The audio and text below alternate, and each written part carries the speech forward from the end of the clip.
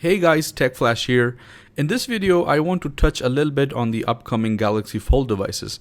We're going to be seeing two new Fold devices, which are the Samsung Galaxy Z Fold 3 and the Galaxy Z Flip 3. Both of these are going to be launched at the Mobile World Congress, which is going to be held in Barcelona. The Galaxy Fold 3 is the most anticipated phone of the two, and that's what I'll be mostly focusing on in this video. Now, normally at this time we would expect a new Note series phone to be released, but that won't be happening this year. The reason for that is that Samsung wants to shift its Note users towards its Fold series, and in a way kind of merge the Note series and the Fold series into a completely new lineup. In other words, Samsung is preparing its consumers to be accustomed to the fact that there will no longer be a Note series phone in their lineup. What this would mean is that at the start of the next year we would see a Samsung Galaxy S series phone released like we have been seeing for the past few years, but at the end of the year, on the second Samsung event, we would see a Galaxy Fold device being released instead of the traditional Note devices. Now, having said that, if this experiment does work out, Samsung will drop the Fold name and continue with the Note name.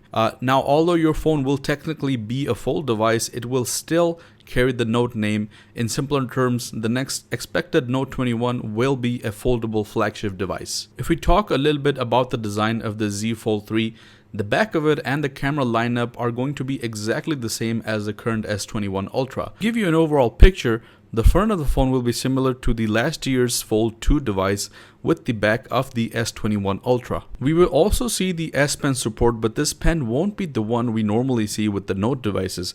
Instead, this will be the S Pen that you can buy separately with the S21 Ultra as a separate accessory. There will also be an IP rating, which means that this Fold 3 will be dust and water resistant, unlike the previous Fold devices, which I believe is a really great thing. Another major redesign update is that this will be the first Samsung phone to have the under panel display camera for the front facing camera, which means that the pinhole camera will no longer be visible and will be hidden away when the camera is not in use, giving the screen a very seamless look. Now, if we discuss the pricing, the Z Fold 3 will fall between the $1,200 to $1,400 figure, depending on where you are located.